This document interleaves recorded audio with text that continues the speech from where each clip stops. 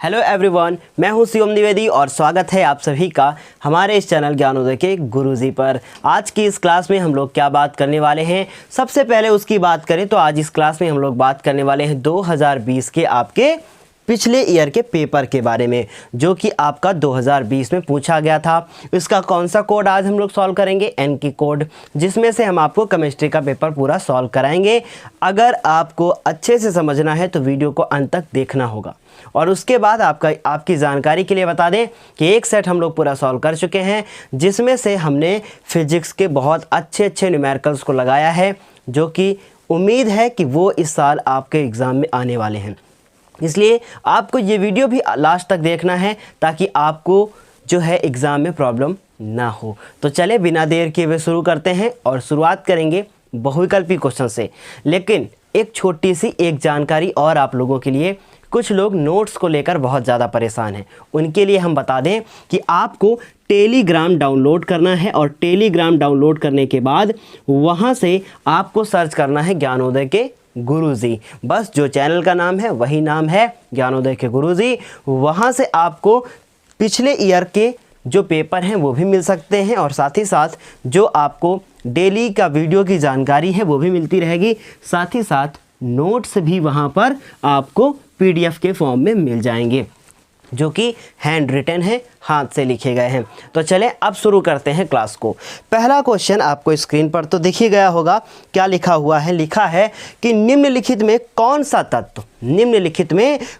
तत्व तनु अम्ल के साथ संयोग करके हाइड्रोजन गैस निकालता है। कौन सा तत्व तनु अम्ल के साथ क्रिया करके या संयोग करके हाइड्रोजन गैस निकालता है। और आपको 4 ऑप्शन दिए गए हैं। पहला ऑप्शन आपके सामने लिखा है क्लोरीन गैस।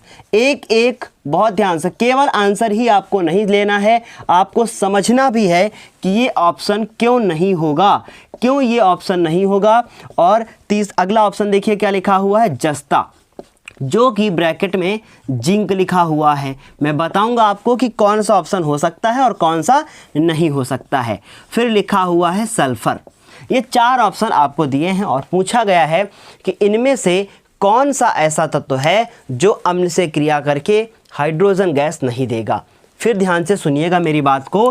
क्लोरीन का फॉर्मूला क्लोरीन गैस Cl2, तांबा का Cu, जस्ता के बारे में बात करें तो Zn होता है और सल्फर के बारे में बात करें तो S होता है। अब ध्यान से सुनिएगा, इनमें से 4 में से कोई एक ऐसा है जिसके ऊपर अम्ल डालने से हाइड्रोजन गैस निकलती है। देखिए बहुत ध्यान से सुनिएगा, अगर हम बात करें तो तांबा हो सकता है, जस्ता हो सकता है, सल्फर और जो आपका सल्फर है और क्लोरीन है ये बिल्कुल भी नहीं हो सकते। क्यों? क्योंकि ये हमारी आधातुएं हैं और आधातुएं कभी भी हाइड्रोजन से गैस नहीं मुक्त करती हैं अम्ल से क्रिया करके, इसलिए ये दोनों तो बिल्कुल नहीं हो सकते। अब बात करें कि क्या तांबा होगा या जस्ता होगा। विद्युत रासायनिक श्रेणी आपने देखी होगी, तो बहुत ध्यान से सुनिए, कुछ मैं लिख रहा हूँ, जिंक, Fe, हाइड्रोजन और कॉपर विद्युत रासायनिक श्रेणी में इन 4 से बहुत ज़्यादा क्वेश्चन आता है, मैंने सीरीज से लिख दिया है। अगर जिंक है ऑप्शन में तो बिल्कुल देगा, अगर Fe है तो Fe ऑप्शन हो सकता है, लेकिन कॉपर नहीं हो सकता क्योंकि ये हाइड्रोजन से नीचे होता है विद्युत रासायनिक श्रेणी में। अगर आप ये पूरा टॉपिक समझना चाहते हैं तो आप लिख दीजिए गूगल पे कि विद्युत रासायनिक श्रेणी और पीछे ज्ञानोदय के गुरुजी, आपको ये वीडियो मिल जाएगा, वहाँ से आप अच्छे से समझ सकते हैं। अन्यथा अब आप समझ गए होंगे कि कॉपर ऑप्शन नहीं हो सकता, जिंक ऑप्शन होगा। क्यों जिंक ऑप्शन होगा? क्योंकि विद्युत रासायनिक श्रेणी में ये हाइड्रोजन से ऊपर है। ठीक है, ये हुई आपकी क्या कि ये हुआ आपका ऑप्शन कि जिंक होगा। ये सारे क्यों नहीं होंगे आपको समझ में आ गया होगा कि ये क्यों नहीं होगा, क्योंकि अधातु है। ये क्यों नहीं होगा, क्योंकि ये विद्युत रासायनिक श्रेणी में नीचे है। धातु तो है लेकिन ये विद्युत रासायनिक श्रेणी में नीचे है। लेकिन रही बात जस्ता की, तो ये ऑप्शन सही होगा क्योंकि ये विद्युत रासायनिक श्रेणी में हाइड्रोजन से ऊपर है। तो ये हुआ आपका बिल्कुल सही आंसर। अब दूसरा क्वेश्चन, वो भी आपको स्क्रीन पर जस्ट आपको अब दिख गया होगा, क्या लिखा हुआ है उसको भी रीड कर लीजिए। दूसरा क्वेश्चन जो आपको लिखा हुआ दिख रहा है, लिखा है निम्नलिखित में कौन सा तत्व द्वितीय समूह का है। द्वितीय समूह आपने क्या है पढ़ा होगा पीरियोडिक टेबल, वहां से पूछा गया है क्वेश्चन कि द्वितीय समूह का कौन सा है। देखिए बहुत ध्यान से सुनिएगा, जो ऑप्शन दिए हैं उन्हें लिखते हैं। पहला ऑप्शन लिखा है लिथियम Li, दूसरा ऑप्शन लिखा है Mg। लेकिन एक बात ध्यान से सुन लें, अगर आपने इस सीरीज को फॉलो किया और आपने सारे क्वेश्चन सॉल्व किए तो आपको एग्जाम में प्रॉब्लम नहीं होगी, क्योंकि इसी से क्वेश्चन रिपीट होंगे। ये इस साल हम 100% कह सकते हैं कि कोरोना की वजह से कुछ न कुछ आपके लिए राहत भरी खबर हो सकती है, इसलिए पेपर आसान ही आएगा। लिथियम पहला ऑप्शन है, Mg दूसरा ऑप्शन है, और तीसरा जो ऑप्शन है वो बोरान है, और चौथा जो ऑप्शन है वो सिलिकॉन है। अब सुनिए, आप लोग रट लेते हैं कि ये होगा या नहीं होगा, लेकिन उन्हें समझने की कोशिश कीजिए, हो सकता है इससे एक और क्वेश्चन बन जाए और आपको उसमें फ़ायदा हो जाए। देखिए लिथियम के अगर हम नंबर की बात करें तो इसका परमाणु क्रमांक 3 होता है, Mg की बात करें तो इसका 12 होता है, बोरान की बात करें तो 15 होगा, और सिलिकॉन की बात करें तो 14 होगा। आप 1 से लेकर 20 तक के सारे याद कर लीजिए, फायदा आपका हो जाएगा। लिथियम का इलेक्ट्रॉनिक विन्यास लिखें तो 2,1 होता है, इसका इलेक्ट्रॉनिक विन्यास लिखें तो 2,8, क्या होगा 2,8,2 होगा। अगर इसके बारे में बात करें तो 2,3 होगा, इसके बारे में बात करें तो 2,8,4 होगा। जिसके पीछे 2 आया होगा वही हमारा क्या होगा, आंसर सही होगा। इसलिए क्या होगा, ये वाला ऑप्शन सही होगा। मैग्नीशियम जो है वो द्वितीय समूह का होगा, और आपको पता भी होगा कि Mg के ऊपर +2 का चार्ज होता है, इसलिए Mg ही हमारा आंसर सही होगा। ये बिल्कुल नहीं हो सकता, ये भी नहीं हो सकता, और ये भी नहीं हो सकता। आंसर कौन सा सही होगा, ये जो मैंने बॉक्स में बंद किया है। उम्मीद है पूरा आपको बेहतर समझ में आ रहा होगा। ये जो मैंने आपको बताया है ये बहुत ज़्यादा इंपॉर्टेंट क्वेश्चन है, और इस तरीके के क्वेश्चन आते हैं। अगर यही क्वेश्चन होता कि प्रथम समूह का कौन सा है तो लिथियम हो जाता, द्वितीय समूह का पूछा है तो मैग्नीशियम, तृतीय समूह का पूछा है तो आप इसको बता सकते हैं, चतुर्थ का पूछा है तो नीचे वाला बता सकते हैं। ऐसे जो पीछे का नंबर होगा वही उसका ग्रुप हो जाएगा। इस तरीके से आप बता सकते हो। उम्मीद है ये भी क्वेश्चन आपको बेहतर समझ में आया होगा। अगले क्वेश्चन की बात करते हैं। अगला क्वेश्चन स्क्रीन पर आपको दिख गया होगा। पूछा है संतृप्त हाइड्रोकार्बन में होता है नहीं होता है। क्या पूछा है, नहीं होता है। नहीं पे जरूर आप ध्यान दीजिएगा, नहीं होता है। अब हम बात करेंगे कि आपको क्वेश्चन दिख रहा होगा, पहला ऑप्शन दिया है एकल बंध, एकल बंध पहला ऑप्शन लिखा है। मैं बात करूंगा, सब कुछ बात करूंगा कि क्या होता है क्या नहीं होता है। दूसरा ऑप्शन जो है इन्होंने दिया है चतुष्फलकीय संरचना, चतुष्फलकीय संरचना। और अब देखिए ध्यान से, चतुष्फलकीय क्या संरचना। और तीसरा जो ऑप्शन है वो लिखा हुआ है कि C' आबंध कोण, आबंध क्या लिखा हुआ है, आबंध जो कोण है वो 109 डिग्री 28 मिनट का, ये तीसरा ऑप्शन है। और चौथा ऑप्शन है कि आपका C डबल बॉन्ड C। अब सुनिए, आपको क्या लगता है कि कौन सा ऑप्शन सही होगा, कमेंट करके आप मुझे बताइए जरा कि कौन सा ऑप्शन सही होगा। देखिए एकल बंध, इसका मतलब कार्बन और कार्बन के बीच सिंगल बॉन्ड, जी हाँ पाया जाता है। अब हम पहले तो ये बात कर लें कि संतृप्त हाइड्रोकार्बन आखिर होता क्या है ना। संतृप्त हाइड्रोकार्बन होता क्या है, संतृप्त हाइड्रोकार्बन वो हाइड्रोकार्बन होता है जिसमें कार्बन और कार्बन के बीच सिंगल बॉन्ड पाया जाता है। कौन सा बॉन्ड, सिंगल बॉन्ड पाया जाता है। तो ये तो बिल्कुल नहीं हो सकता क्योंकि सिंगल बॉन्ड पाया जाता है। और हमसे पूछा क्या है, क्या नहीं होता है, लेकिन ये तो होता है, इसलिए आंसर गलत हो गया। अब देखिए चतुष्फलकीय संरचना, अगर हम बात करें तो किसकी बात करें, मेथेन। मेथेन का क्या होता है फॉर्मूला, CH4। तो उसमें तो चतुष्फलकीय संरचना होती है, क्योंकि अगर हमने कहा कि मेथेन की स्ट्रक्चर बना के दिखाइए तो मेथेन की स्ट्रक्चर इस प्रकार से बनती है, आपने बुक में भी देखा होगा, ऐसे बनती है। या फिर आप कार्बन और ऐसे 4 बना सकते हैं, H यहाँ पर, H यहाँ पर, H यहाँ पर और H यहाँ पर। तो चतुष्फलकीय स्ट्रक्चर तो होती है, ठीक। इसलिए हमारा ये ऑप्शन भी क्या हो गया, बिल्कुल भी गलत हो जाएगा, क्योंकि ये होता है, ठीक। तो ये भी गलत हो गया। 109 डिग्री 28 मिनट का कोण, ये भी होता है, इसलिए ये भी गलत हो गया। सही क्या होगा, कार्बन और कार्बन के बीच डबल बॉन्ड। संतृप्त हाइड्रोकार्बन में कार्बन और कार्बन के बीच डबल बॉन्ड नहीं होता है, सिंगल बॉन्ड होता है, इसलिए चौथा ऑप्शन गलत हो जाएगा, क्योंकि ये जो पाया जाता है वो पाया जाता है असंतृप्त हाइड्रोकार्बन में। असंतृप्त हाइड्रोकार्बन में ये पाया जाता है, अनसैचुरेटेड हाइड्रोकार्बन में। क्लियर है इतनी बात? तो ये भी आपको समझ में आ गया होगा। इस तरीके से हमने आपको 3 बहुविकल्पी बता दिए जो आपके एग्जाम में आते हैं। अब अगला क्वेश्चन क्या है, बहुत ध्यान से सुनिएगा। अगला जो क्वेश्चन इन्होंने दिया है वो दिया है प्रत्येक के 2-2 उपयोग लिखिए। पहला पूछा गया धावन सोडा और फिर लिखा हुआ है विरंजक चूर्ण। ये मेरे बहुत फेमस वाले वीडियो हैं। आपको क्या लिखना है, गूगल पे या यूट्यूब पे लिखना है धावन सोडा और पीछे अपने चैनल का नाम, मतलब ज्ञानोदय के गुरुजी। वहाँ से ना आपको ये धावन सोडा पूरा पढ़ने को मिल जाएगा, क्योंकि ये क्वेश्चन 4 नंबर में भी आ सकता है, 2 में भी आ सकता है, बहुविकल्पी क्वेश्चन भी आ सकता है ना। तो धावन सोडा का इन्होंने पूछा है उपयोग। अब धावन सोडा का फॉर्मूला क्या होता है ना? धावन सोडा का फॉर्मूला होता है Na2CO3.10H2O। ये हो गया हमारा धावन सोडा। इसका इन्होंने उपयोग पूछा है, तो बहुत सारे उपयोग हैं इसके। धावन सोडा का सबसे अच्छा उपयोग तो क्या हो गया कि कपड़े धोने में, है ना, कपड़े धोने में इसका उपयोग होता है।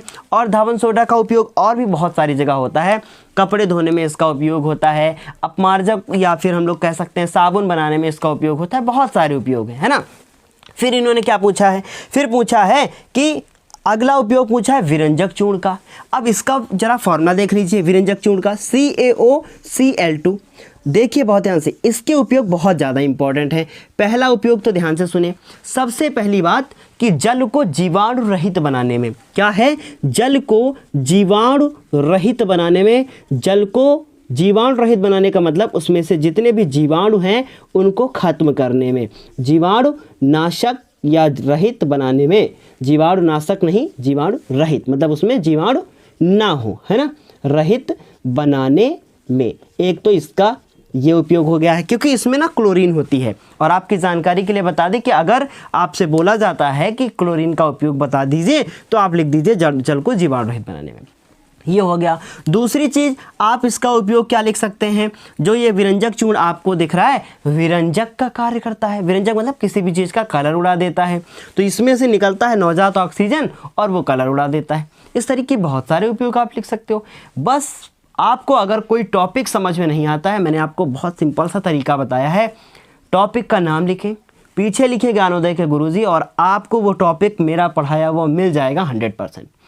आपको बहुत सारे वीडियो मिलेंगे, पर आपको उसमें से जो ऊपर फोटो मेरी दिख जाती है बस वहीं से आप देख सकते हो, है ना। तो ये भी मैंने आपको बता दिया कि जल को जीवाणु रहित बनाने में और विरंजक का कार्य करता है, मतलब ये किसी का कलर उड़ा देता है। ठीक है, अब ये हो गया। अगला क्वेश्चन पूछा है संतृप्त तथा असंतृप्त हाइड्रोकार्बनों को उदाहरणों द्वारा समझाइए। संतृप्त तथा असंतृप्त हाइड्रोकार्बनों को उदाहरण सहित समझाइए, मतलब उदाहरण देकर समझाना है। लो हो गई ना आफत। अब देखिए ध्यान से सुनिए क्या पूछा है उदाहरण सहित। तो ऐसा क्वेश्चन अगर आपको मिल जाता है, ये क्वेश्चन क्या है 6 का खा नंबर क्वेश्चन है, तो कुछ नहीं करना है। आपको पहले क्या लिखना है, एक तरफ लिखना है संतृप्त और एक तरफ लिखना है असंतृप्त। ठीक है, असंतृप्त हाइड्रोकार्बन और इधर क्या लिखना है संतृप्त, और इधर हो गया मेरा क्या असंतृप्त, असंतृप्त हाइड्रोकार्बन, और इनको उदाहरण सहित समझा देना है। तो पहले ध्यान से सुनिए, सबसे पहली बात उदाहरण सहित समझाना है। तो आप लिख सकते हो कि इसका एक उदाहरण, जैसे कि कार्बन, ये हो गया है ना, ये मैंने क्या बनाया है, ये बनाया है मैंने मीथेन। इसका उदाहरण अगर आपको लिखना पड़ जाए तो आप लिख सकते हो C डबल बॉन्ड C, और यहाँ पर H, यहाँ पर H, और यहाँ पर भी H, और यहाँ पर भी H, ये लिख सकते हो। इसका नाम क्या लिखोगे आप, मीथेन। इसमें कैसा बॉन्ड पाया गया है, सिंगल बॉन्ड। इसमें कैसा बॉन्ड पाया गया है, डबल। इसका नाम क्या होगा, मीथेन। इसका नाम क्या होगा, एथीन, क्योंकि इसमें डबल बॉन्ड पाया गया है। ठीक, तो ये उदाहरण हो गया। तो आप लिखोगे कैसे, लिखोगे आप कि संतृप्त हाइड्रोकार्बनों में एकल बंध पाया जाता है, फिर जबकि असंतृप्त हाइड्रोकार्बन में डबल बॉन्ड या ट्रिपल बॉन्ड पाया जाता है। डबल या ट्रिपल मतलब द्विबंध या त्रिबंध पाया जाता है। ठीक, या करके आप इसको ऐसे भी बना सकते हो, C ट्रिपल बॉन्ड C और उसके बाद H, और यहाँ पर भी H, ऐसे बना सकते हो आप। या करके आप इसको ऐसे लिख सकते हो, है ना। इस तरीके से आप एक इसका एग्जाम्पल दे सकते हो। ठीक है, इसका नाम क्या होगा, इसका नाम होगा एथाइन, है ना, ये सब मैंने आपको पढ़ा रखा है, इसका नाम एथाइन हो गया। तो ये एक एग्जाम्पल हो गया। दूसरी चीज़, इनमें क्या होता है, एकल बंध होता है, एकल बंध पाया जाता है। और इसमें क्या पाया जाता है, दूसरा इसमें द्वि या त्रिबंध पाया जाता है। कैसा बंध पाया जाता है, द्वि या त्रिबंध पाया जाता है, ऐसे आप लिख सकते हो। ठीक, तीसरी चीज़, इनका जो जर्नल फॉर्मूला होता है, मतलब इनका सामान्य सूत्र होता है, वो CnH2n+2 होता है। ठीक, ये भी अगर बहुत अच्छे से समझना है तो बस आपको यही लिखना है, संतृप्त तथा असंतृप्त या फिर सैचुरेटेड अनसैचुरेटेड हाइड्रोकार्बन और पीछे चैनल का नाम, ये फार्मूला होता है। इनके फार्मूले की अगर हम बात करें तो इनका फार्मूला देखिए, मैं आपको बस रिवीजन करा रहा हूँ। इसके फार्मूले की बात करें तो CnH2n होता है, या फिर आप कह सकते हो CnH2n-2। ये एल्कीन का फार्मूला है, ये एल्काइन का फार्मूला है। ये हो गया इसका एक, है ना, उदाहरण भी दे दिया मैंने, एकल बंध और द्विबंध पाया जाता है, ये होता है और ये होता है, ऐसे आप लिख सकते हो। बहुत हैं इतने एग्जाम्पल 2 नंबर में, और एक एक जो है क्या कर सकते हो आप, और उदाहरण दे सकते हो, है ना। इस तरीके से आप कुछ भी बता सकते हो। तो ये संतृप्त हो गया और ये क्या हो गया, असंतृप्त। उदाहरण मैंने आपको ऊपर बता ही दिया। ठीक है, बस यहीं से आप नंबर पा जाओगे, असंतृप्त और जो है संतृप्त हाइड्रोकार्बन में। ठीक है, इतनी बात क्लियर हो गई। इसमें क्या होता है, असंतृप्त जो ये होता है, इसमें भी ओपन चेन होती है, इसमें भी ओपन चेन होती है, मतलब ऐसे नहीं, बंद वाली श्रृंखला नहीं बनेगी। ठीक, इतनी बात समझ आ गई।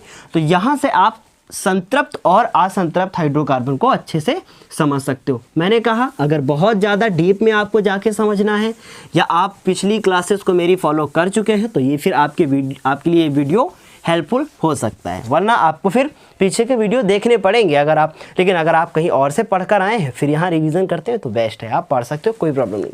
ठीक, अगला क्वेश्चन देखिए, पूछा है एल्कोहल और अम्ल के मध्य की अभिक्रिया क्या कहलाती है।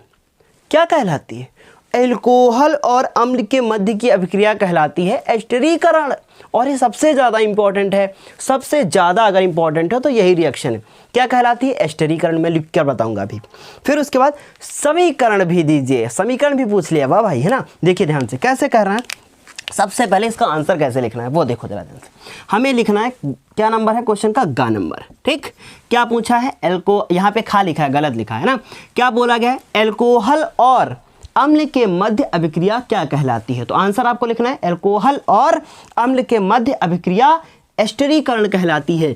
क्या कहलाती है, एस्टरीकरण, ऐसे लिखना है आपको, मैंने यहाँ पर लिख दिया है एस्टरीकरण, इंग्लिश में इसको एस्ट्रिफिकेशन कहते हैं। ठीक, एल्कोहल का फॉर्मूला क्या होता है और अम्ल का फॉर्मूला क्या होता है, ध्यान से सुनना। अम्ल का जो फॉर्मूला होता है वो होता है CH3 और उसके बाद COO और H। भैया ये रिएक्शन अच्छे से तैयार कीजिएगा, 100% हर साल के एग्ज़ाम में आती है, सातों सेट में आपको मिलेगी, अभी देखना आप, है ना, पिछले सेट में भी मिल चुकी है। CH3COOH और ये एल्कोहल C2H5 और O और H, ये हो गया। ये मैंने क्या लिखा है, ध्यान से सुने, ये जो मैंने इधर लिखा है ये है एसिटिक अम्ल, इसका मतलब ये अम्ल है। क्या है, एसिटिक अम्ल है। CH3COOH, ये क्या है, ये है एथिल एल्कोहल। ये क्या है, एथिल एल्कोहल।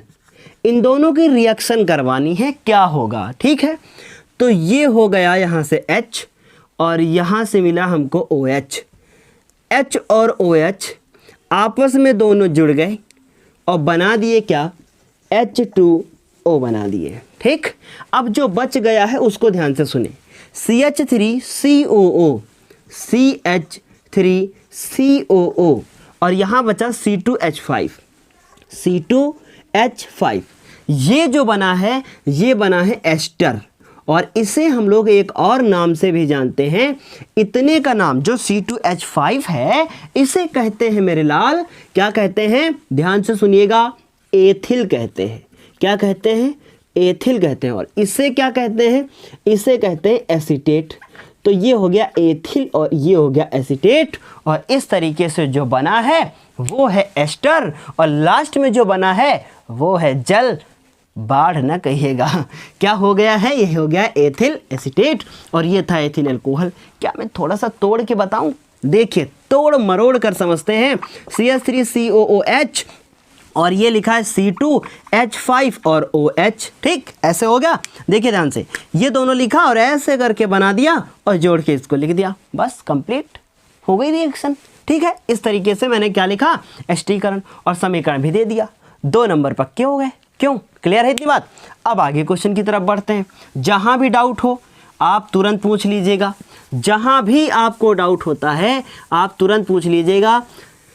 बहुत टाइम से मैं देख रहा हूँ यूट्यूब पे बहुत सारे लोग पढ़ाते हैं, पर इतना डिटेल में कोई डिस्कशन नहीं करता।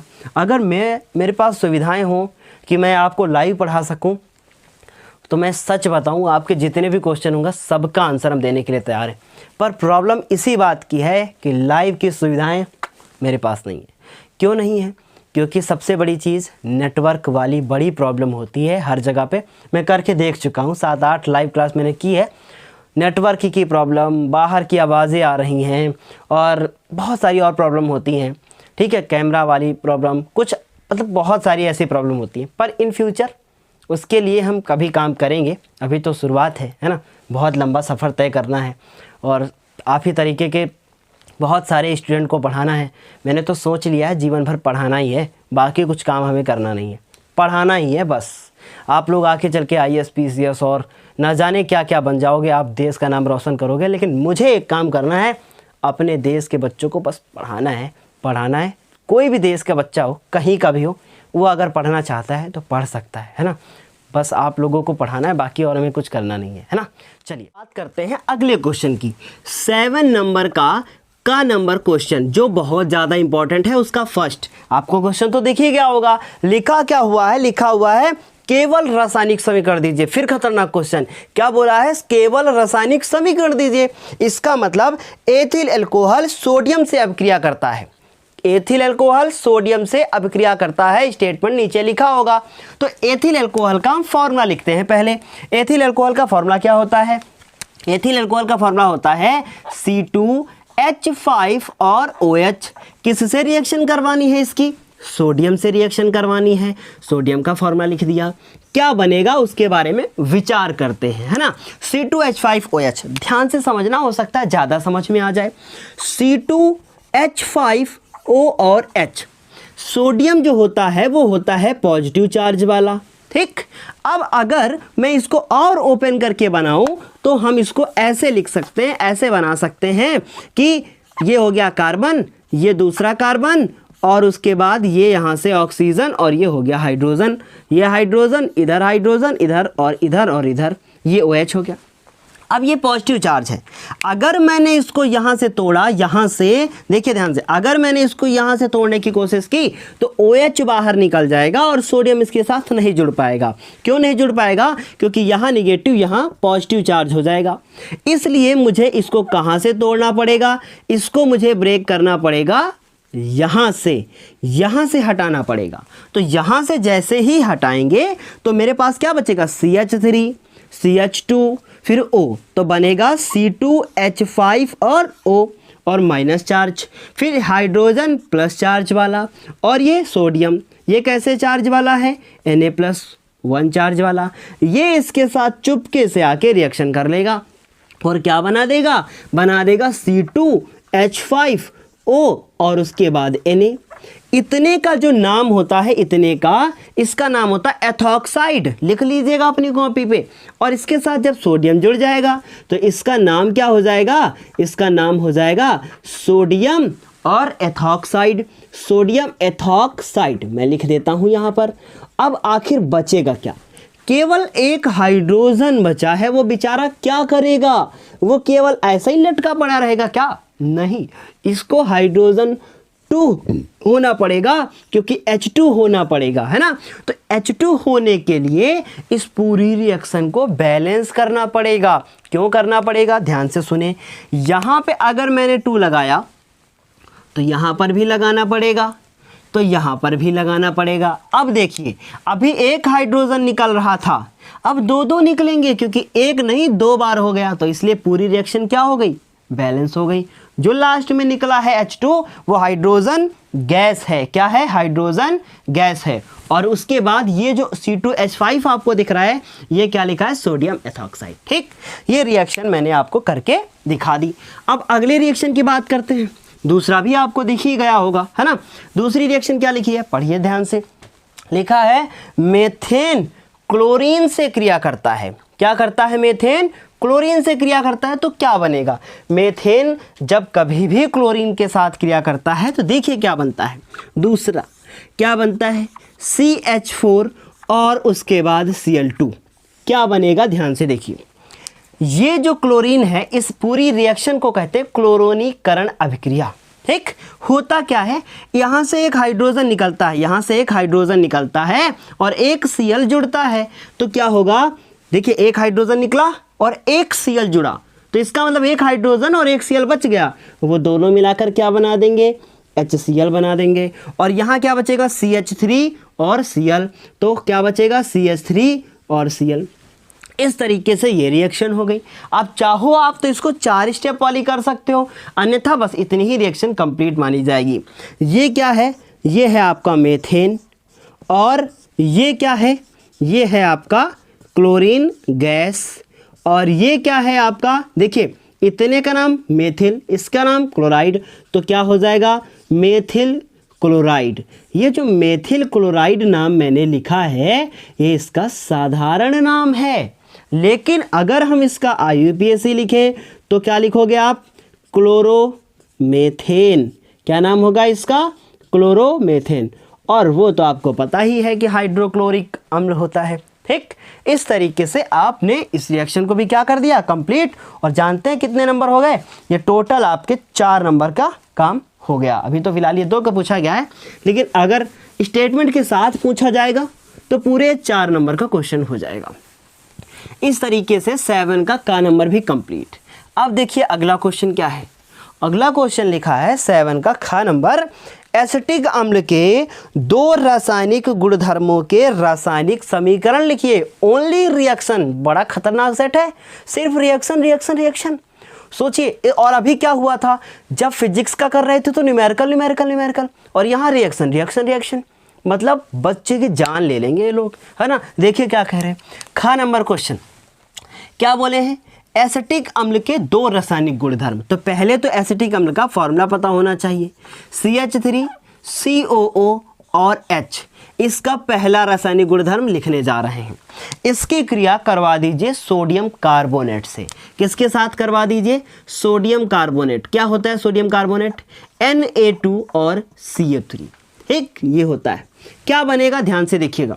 CH3 COO और यहाँ से देखिए ध्यान से, यहाँ से ये हाइड्रोजन इसका निकल जाएगा और यहाँ से ये CO2 खत्म, CO3। ठीक, क्या बचेगा? CH3 COO। क्या निकलेगा? बचेगा CH3 COO और जो Na था वो Na इसके साथ जुड़ जाएगा, Na हो जाएगा। Na2 नहीं जुड़ेगा। क्यों नहीं जुड़ेगा? ध्यान से देखें। CH3 COO -1 होता है और Na के ऊपर +1 होता है।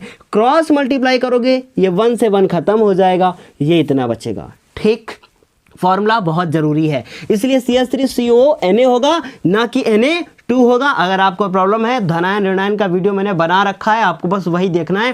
ये पूरा टॉपिक आपका ना क्लियर हो जाए तब कहिएगा। बहुत पुराना वीडियो है मेरा, पर बहुत अच्छा वीडियो है ना। चलिए देखिए, इस तरीके से अब जो बचा है उसके बारे में विचार करें। ठीक, H हो गया इधर। अब Na कितने हो गए? 2, मतलब बैलेंस करना पड़ेगा। अब एक हो गया H, एक हो गया CO3। ठीक, अब H मान लो H2CO3 भी अगर हम बना दें, क्योंकि हाइड्रोजन के ऊपर +1 चार्ज और इसके ऊपर -2 चार्ज, तो यहाँ बनेगा H2। पर ये आज तक आपने पढ़ा है क्या? नहीं। ये हाइड्रोजन कार्बोनेट का फॉर्मूला आज तक तो पढ़ा ही नहीं। बनता होगा पर अस्थायी होता है, रुकता नहीं है, टिकता नहीं है, तो ये फॉर्मूला है नहीं। तो इसलिए ये तोड़ देंगे और H2O बनेगा और CO2 बन जाएगा। यहाँ से ये 2 हिस्सों में टूट जाएगा, H2 और CO2, H2O और CO2। इस तरीके से ये फिर से टूट जाएगा। तो यहाँ से निकलेगा H2 और CO2। ये हो गई पूरी बैलेंस रिएक्शन। पर बैलेंस करना पड़ेगा। 2 से इसको गुणा कर दीजिए ताकि सोडियम बैलेंस हो जाएगा फिर, और 2 से इसको कर दीजिए बैलेंस। हाइड्रोजन कितने हो गए? 2, उधर भी कितने हैं, कंप्लीट। पूरी रिएक्शन मेरे ख्याल से बैलेंस हो गई है। इस तरीके से हाइड्रोजन 4 और 4 3 7, 2 2 3 4 और 4 2 6 हो गए और H2O हो गया, पूरी रिएक्शन बैलेंस। ठीक, इस तरीके से आपको ये करना है। ठीक है, इतनी बात क्लियर। अब दूसरा इसी का पार्ट देखिए क्या बोला गया है। दूसरा बोला गया है, आपको दिख तो रहा ही होगा, नहीं दिख रहा है तो अब दिख गया होगा। क्या लिखा है, 2 रासायनिक गुणधर्म पूछे थे, अभी तो एक ही हुआ है, अभी एक और बाकी है ना। देखिए ध्यान से, फिर से लिखिए, CH3 COO और H, इसकी रिएक्शन करवा दीजिए सोडियम बाइकार्बोनेट से, फिर वही होगा, फिर से यही सब बनेगा, CH3 COO और उसके बाद एक Na बनेगा, फिर H2O बनेगा और CO2 बनेगा। बस फर्क इतना होगा कि इस रिएक्शन को बैलेंस करने की जरूरत नहीं पड़ेगी, क्योंकि बैलेंस क्यों किया था आपने, क्योंकि सोडियम 2 थे और यहाँ सोडियम 1 ही है, तो बैलेंस करने की आवश्यकता है ही नहीं, पूरी रिएक्शन बैलेंस है। अब रही बात इनका नामकरण, भैया पैदा हुए हैं तो इनका नाम तो लिखना ही पड़ेगा, है ना। देखिए इसका नाम क्या होगा, इतने का नाम एसीटेट, इसका नाम सोडियम, इसका नाम एसीटेट, इसका नाम सोडियम, तो दोनों का नाम क्या हो गया, दोनों का नाम हो गया सोडियम और एसीटेट। और इसका तो नाम आपको पता ही है वाटर, इसका तो पता ही है carbon dioxide, sodium bicarbonate, sodium hydrogen carbonate, sodium carbonate, acetic acid, acetic acid या एथेनोइक अम्ल, इसका यूपीएससी नाम। ठीक, ये पूरी रिएक्शन बैलेंस मैंने आपको बता दी। जानते हो आप, केमिस्ट्री का पेपर जिसको आता होगा ना, वो 20 से 25-30 मिनट में, हर हालत में 30 मिनट लगेगा और पूरा पेपर हो जाएगा उसका। कुछ आया ऐसा अभी आप बताइए, केवल रिएक्शन रिएक्शन रिएक्शन और कुछ है ही नहीं, पूरी रिएक्शन करवा रहे और उसके बाद भरमार है, मतलब एकदम रिएक्शन की। और आपको प्रॉब्लम कहाँ हो जाती है, यहीं पे। ठीक, चलो अभी देखो हो गया होगा ना। अगला क्वेश्चन देखो, अगला क्वेश्चन है आधुनिक आवर्त नियम लिखिए। ओहो, आधुनिक आवर्त नियम पूछा है इन्होंने, और आधुनिक आवर्त नियम आपको याद है ना, बिल्कुल याद है। नहीं याद है कोई बात नहीं, आज याद हो जाएगा।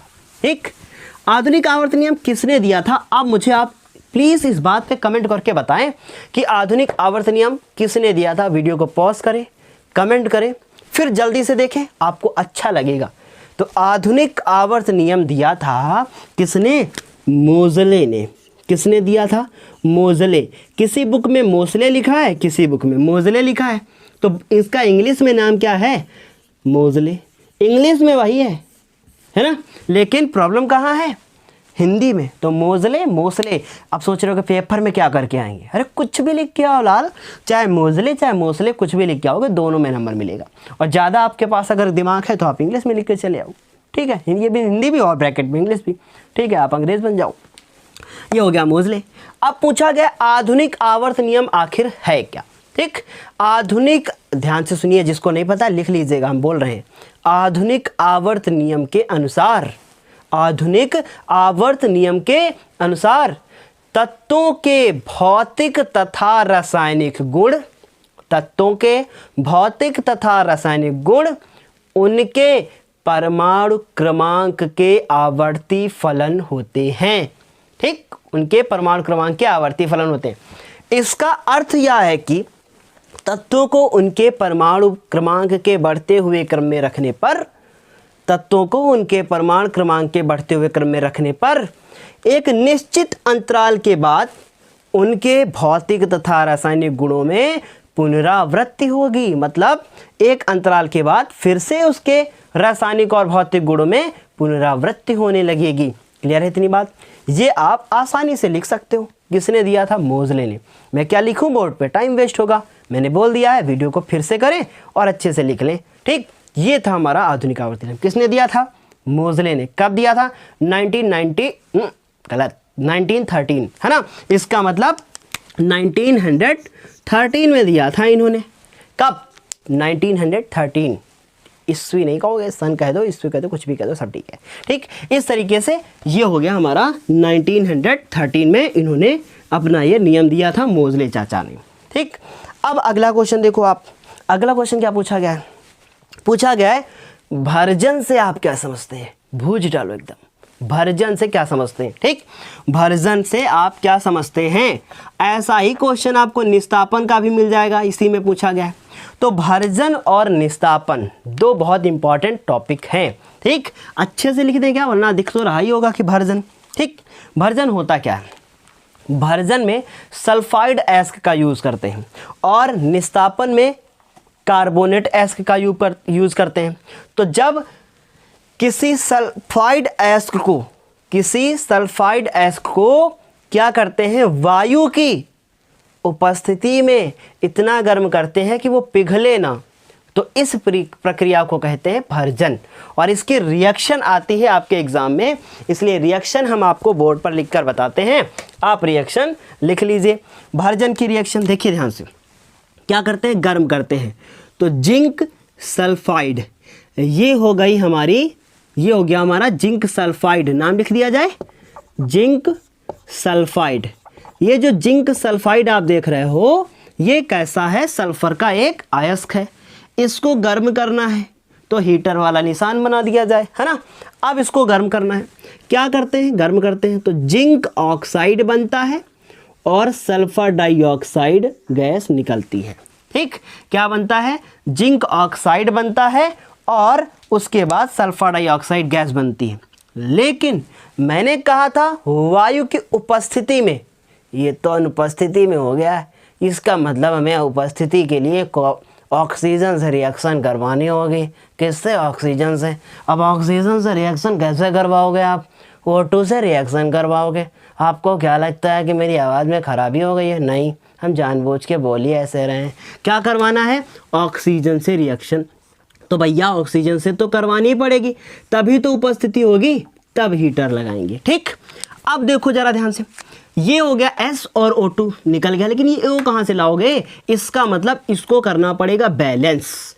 उधर है ZnO और O कितने हैं उधर, 1 और ये हो गया 3, इधर कितने हैं 2। 1 से गुणा करोगे कोई फ़र्क नहीं, 2 से करोगे 4 होगा तब भी कोई फ़र्क नहीं, ठीक। तो इसको तुम 3 से गुणा करो, ऑक्सीजन कितने होगा, 3 दूना 6। उधर ऑक्सीजन कितने हैं, 1, और उसके बाद इधर कितने हो गए, 1 और 2, और उसके बाद ये उधर 3 हो गए, इधर हो गए 6। अब बैलेंस करना है तो हमें सल्फर को बैलेंस करना पड़ेगा। तो इस सल्फर को अगर हम बैलेंस करना चाहते हैं तो इधर सल्फर 1 हो गया, उधर भी सल्फर हमारा क्या होगा, 1 ही हो गया। इसलिए इस सल्फर में कर दो आप 2 से गुणा और यहाँ पर भी कर दो 2 से गुणा। तो अब जिंक भी अनबैलेंस हो गया, तो जिंक में भी कर दो 2 से गुणा। अब देखो बैलेंस है क्या, 2 इधर 4 2 उधर 6 हो गए, ऑक्सीजन इधर भी 6, पूरी रिएक्शन बैलेंस। ये जो बचा है ये है जिंक ऑक्साइड, जिसमें गालक मिला देंगे और ये तुरंत बदल जाएगा किसमें, जिंक धातु में। तो हम लोग पहले भी वीडियो में कर चुके हैं, ठीक। इस तरीके से हमारा ये भर्जन कंप्लीट हुआ। फिर से अगर रिपीट करना चाहें तो क्या कह सकते हैं, वायु की अनुपस्थिति में, ना, वायु की उपस्थिति में जिंक सल्फाइड एस्क को इतना गर्म करते हैं कि वो पिघले ना। इस अभिक्रिया में जिंक ऑक्साइड बनता है और सल्फर डाइऑक्साइड बनकर उड़ जाती है। इस अभिक्रिया को हम लोग क्या कहते हैं, भर्जन कहते हैं। निस्तापन होता तो हम लोग क्या कहते हैं कि अभी बताऊंगा मैं आगे, परेशान ना हो आप, है ना। इस तरीके से ये भर्जन भी हो गया। अगला जरा क्वेश्चन देखें, पूछा गया है खाने वाले सोडे को बनाने की विधि। ओहो, खाने वाले सोडे को की निर्माण विधि पूछी है। तो खाने वाले सोडे का पहले तो फॉर्मूला जान लो। खाने वाले सोडे का फॉर्मूला होता है NaHCO3, सोडियम कार्बोनेट। बनता कैसे है, कैसे बनता है, ध्यान से देखना।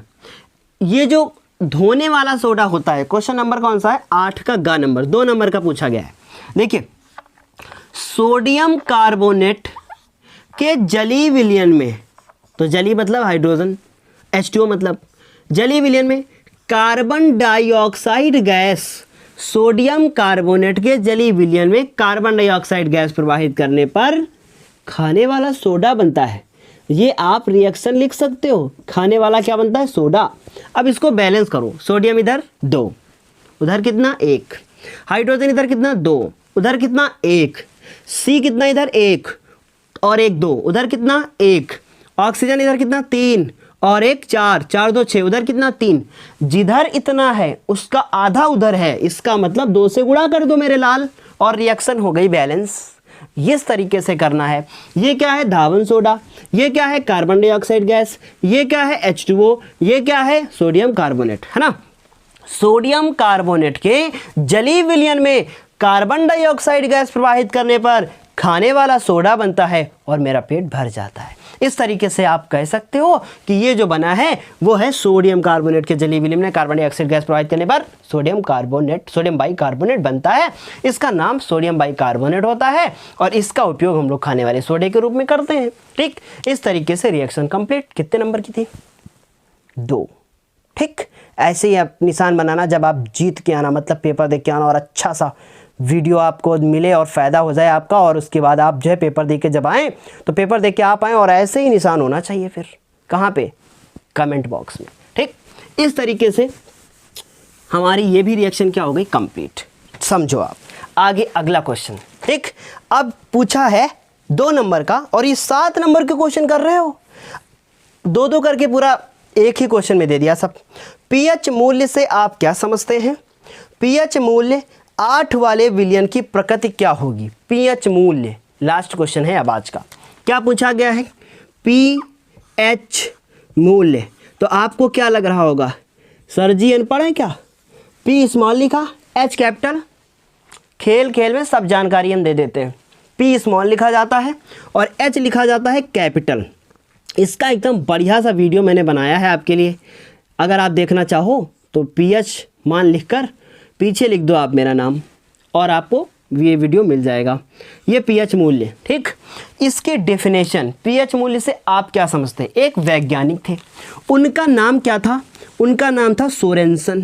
ठीक, एक वैज्ञानिक थे सोरेनसन उनका नाम था। तो इनकी एक छोटी सी कहानी है, सुनिए ध्यान से, बहुत फ़ायदा होगा, समझ लीजिए, याद हो जाएगा। एक वैज्ञानिक थे, उनका नाम था सोरेनसन। वैज्ञानिक सोरेनसन ने एक पीएच स्केल बनाई, एक पीएच ना कहो, स्केल बनाई। ठीक, उस स्केल में उन्होंने 0 से लेकर 14 तक नंबर डाल दिए। मतलब 0 से लेकर उन्होंने 14 तक के नंबर डाल दिए, आगे 0 पीछे 14, बीच में उन्होंने 7 तो रखा ही होगा। अब इस 7 के इस तरफ अम्लीय है, 7 के उस तरफ क्षारीय है और 7 पे उदासीन है। मतलब उन्होंने एक स्केल बनाई और उस स्केल की सहायता से किसी भी विलयन की अम्लीयता और क्षारीयता को मापा जा सकता है। ये नहीं लिखोगे आपकी पीएच मापा जा सकता है, अम्लीयता और क्षारीयता को मापा जा सकता है, जिसे पीएच मूल्य कहते हैं। ठीक, बढ़िया सा आपने ये बना दी सीरीज। 2 नंबर का क्वेश्चन है ना, मतलब ये पूरी स्केल बना दी, नंबर डाल दिया, फिर यहाँ लिख दिया क्षारीयता का बढ़ता क्रम, अम्लीयता का घटता क्रम, या ऐसे लिख सकते हो इधर जाएगा तो अम्लीय बढ़ेगा। ठीक है, ऐसे आप लिख सकते हो, इधर से इधर 0 से 7 तक अम्लीय है, 7 से ज़्यादा क्षारीय है, 7 पे उदासीन है, ऐसा आप लिख सकते हो। ठीक, इतना लिख दिया आपने। फिर उसके बाद क्वेश्चन आगे एक और ऐड है, लिखा है पीएच मूल्य 8 वाले विलयन की प्रकृति क्या होगी? क्या प्रकृति होगी वो बताएं। अरे 8 है ना, तो क्षारीय होगी कि नहीं होगी? अब इसी के साथ मान लो 2021 में क्वेश्चन दे दिया जाए, क्या क्वेश्चन दे दिया जाए कि आप पीएच मान की गणितीय परिभाषा बताइए। गणितीय परिभाषा मतलब पीएच वैल्यू की जो गणितीय वाली परिभाषा है वो बताइए। तो -log10 H + आयन, ऐसे। ठीक, डिफिनेशन क्या है? हाइड्रोजन आयन सांद्रण के ऋणात्मक लघुगणक को पीएच मान कहते हैं। इसे P और H से लिखा जाता है। ठीक, इतनी बात क्लियर है। उसके बाद P क्या करता है? पावर को, पोटेंज लैटिन भाषा। H क्या है? कंसंट्रेशन ऑफ हाइड्रोजन, हाइड्रोजन की सांद्रता। ठीक, इस तरीके से इसकी गणितीय परिभाषा। तो अगर वीडियो आपको अच्छा लगा है, अच्छे से आपने सब कुछ सीखा है, समझा है, तो मैंने जो पूरा सेट सॉल्व कराया है, इसमें आप क्या कर सकते हो, ध्यान से मेरी बात सुने। इस वीडियो को देखने के बाद अपने दोस्तों के साथ इसको शेयर भी करें, कॉपी नहीं, वीडियो शेयर करें, है ना, वीडियो को शेयर करें। और अगर वीडियो अच्छा लगा है तो प्लीज़ इसे लाइक करके ज़रूर जाइएगा। चलिए, आज की क्लास के लिए इतना ही, फिर मिलते हैं अगली क्लास में। तब तक के लिए धन्यवाद। Best of luck for your best future. बहुत अच्छा करके आओगे आप अपने एग्ज़ाम में, बस आप लगातार रिवीजन करते रहो। धन्यवाद।